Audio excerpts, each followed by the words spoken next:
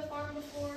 No, I'm from Iowa. Oh. Oh my gosh, this place is heavenly. It smells so good. So good. Well, we offer a free 15 to 20-minute tour if you're interested. Oh, Yeah. Good morning. I thought they were doing something back there. Yes, I'm very interested.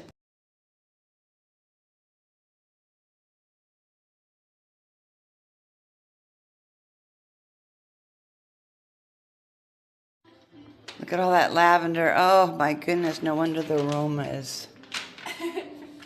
Right? I wanted to say overpowering, but that's a negative. So it's not overpowering. What is it? What would be a better word? Just strong, I guess. Like, I feel Okay. like strong, I don't know. It's very I wanted to do it neutral. justice. It's just overwhelming in a beautiful In a good way. way. Yes.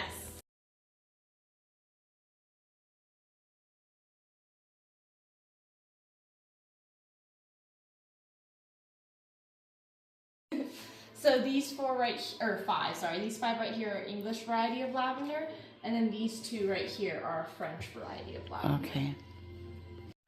So he said this is the most popular. It's the most fragrant, and it's just coming into bloom. He said it is not good for culinary, but it's an English variety, and all these others are good for. I think he said there was over 100 English varieties, but these are all good for culinary. And he said the lighter are just coming into bloom. The darker ones are the English. Wow, look at all these.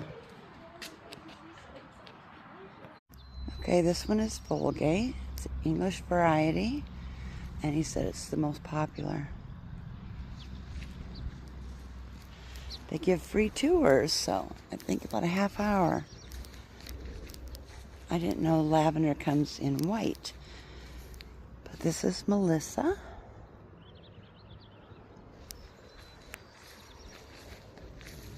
And this is Maylette.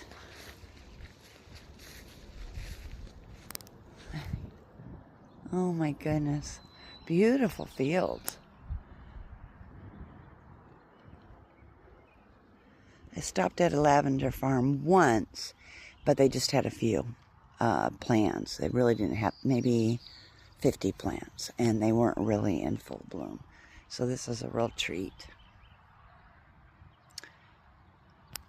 So yesterday my hair's a mess, but partly because of this. I can't really do too much with it.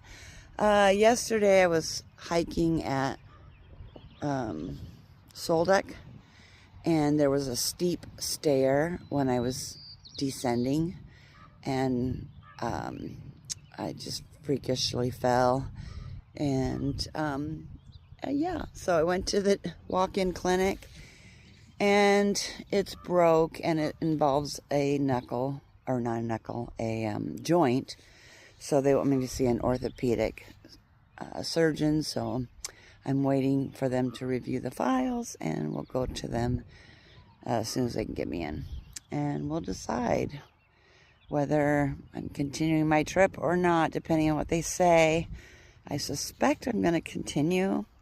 I mean, if I had to have surgery, or if I'm hurting and things are difficult with one hand, it would be the same thing at home. So why not continue my journey? So I'm planning to continue.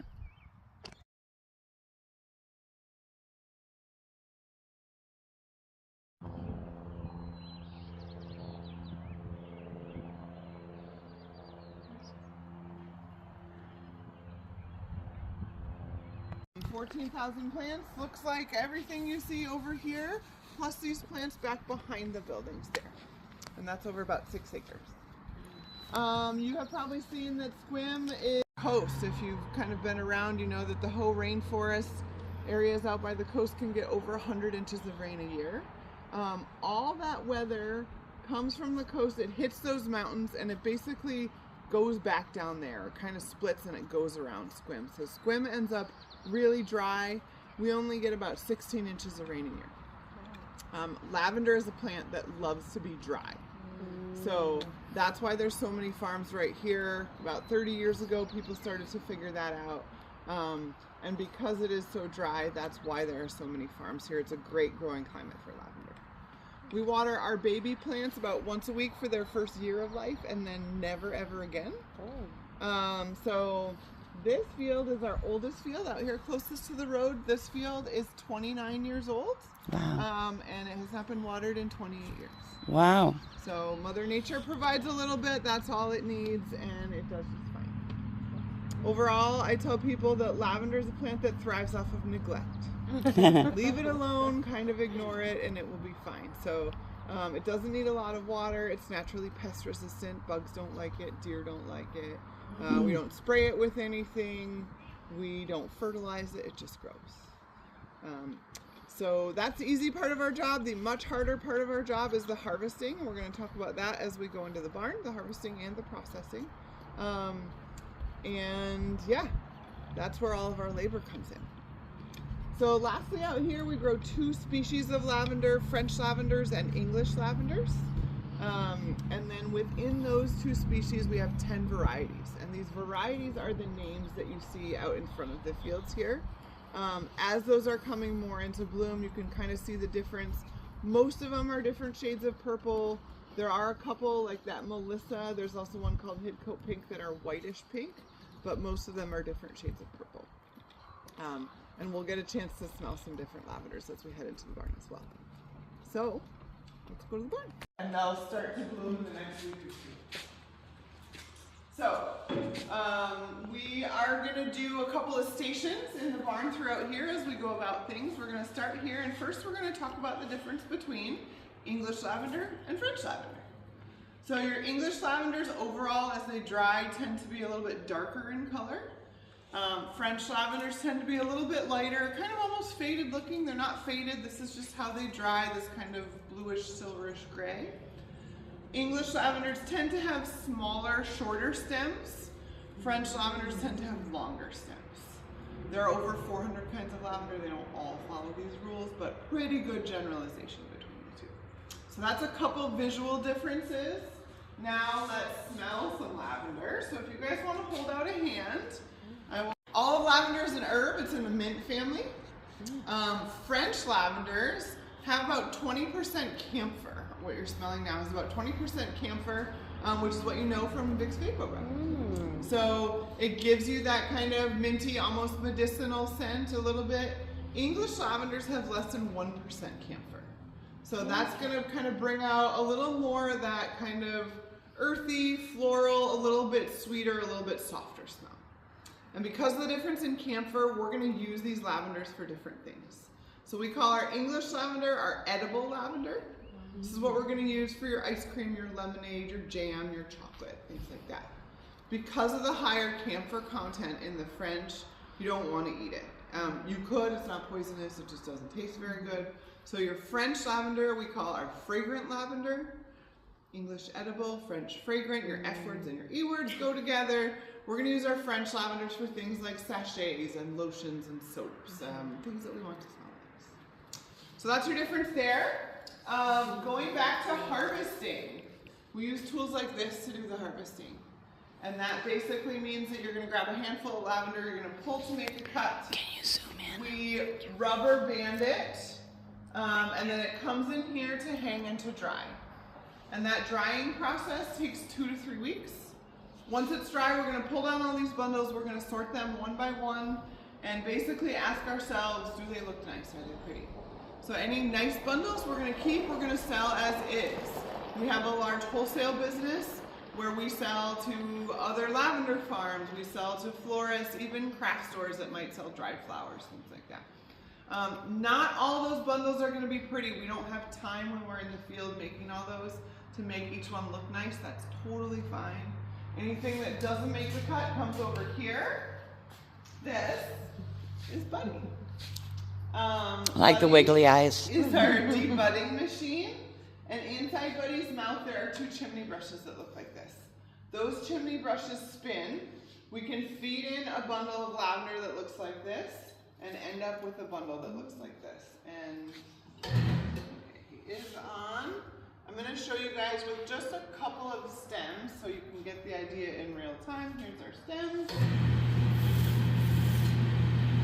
Just like that, all those buds have been stripped off. So all the stems end up out back in the compost. All the lavender gets collected down here. And this is what we call dirty bud. So this still has some stems, there's some sticks in here, there's some dried flower petals, things like that. Once we have a full tub of this, we need to clean it. So cleaning happens over here.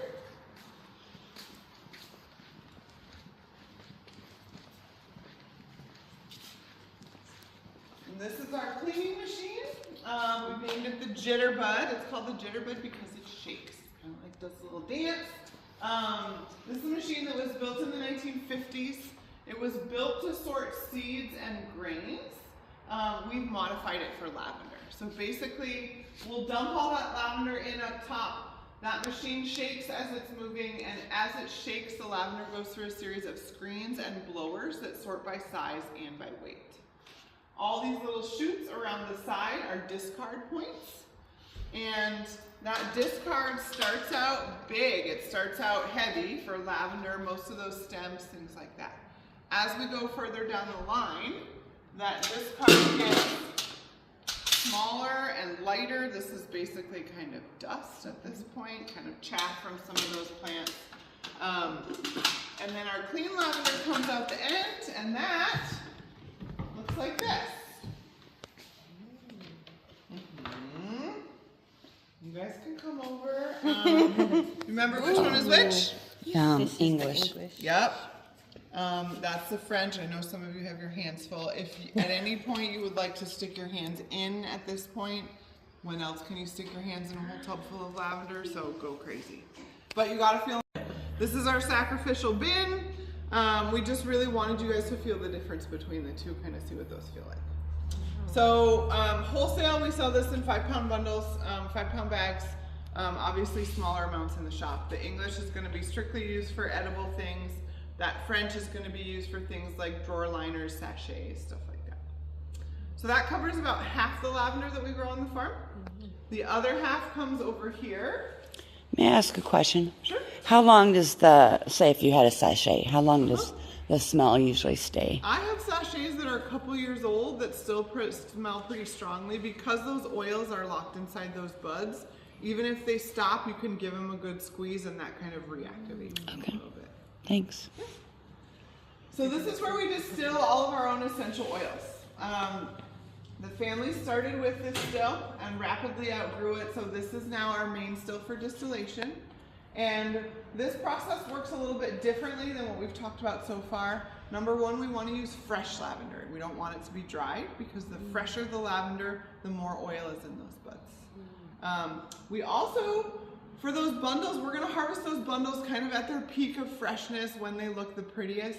For oils, the longer lavender grows, the more oil is in those buds. So, kind of like bananas with banana bread, we want it to be a little overripe. We're gonna let all those flowers come out. We're gonna let that plant keep growing before we harvest it. Probably a couple weeks or a month is a good time. When we cut it, we're gonna cut it pretty short. Stems are only about this long because most of the oil is in those buds. So we're gonna pack that whole still full, that's about 50 full plants. We're gonna add some water, we're gonna close the whole thing up, and we're gonna heat it from below. That heat brings up steam. The steam draws all the oil out of those buds. So you have a steam with oil in it that comes up through this pipe. This pipe goes down into what's called the condenser. This is the condenser, and it spirals down around inside. At the same time, we run cold water through this whole basin, and that cold water converts that steam back into a liquid. The liquid that comes out looks like this. It's a mixture of oil and water, and those two naturally separate from each other. So the water is what's called lavender hydrosol. If you guys are familiar with witch hazel, very same process, different plant. That's witch hazel hydrosol. This is lavender hydrosol. So lavender hydrosol is basically distilled water that has picked up all the natural properties of lavender. It's antibacterial, antimicrobial. People will use this as a facial toner, as a makeup remover. One of our staff members swears by it as a sunburn reliever, just spraying it on your skin, but also as a countertop cleaner, laundry cleaner, things like that. I'm gonna pass it around for you guys to smell. It doesn't necessarily smell like you might expect a lavender product to smell. It's kind of earthy. So we're gonna drain off all that hydrosol. Our next step after we've drained off all the hydrosol is to get all the oil. The oil is of course what we're actually going for. And so I'm gonna pass this around for you guys to smell. That smells much more like you would expect a lavender product to smell. Yeah. To go, and that's to be cleaned, to be filtered. This is our filtration process. It is not fancy at all. It is literally this funnel with a cotton ball in the bottom. But we don't wash our lavender before we distill it. You can see in here, there's a little dirt and dust. It just cleans up some of that was left from the field. Thank you very much. So once we've cleaned up that oil, it is ready to go. And our yield does vary greatly from variety to variety.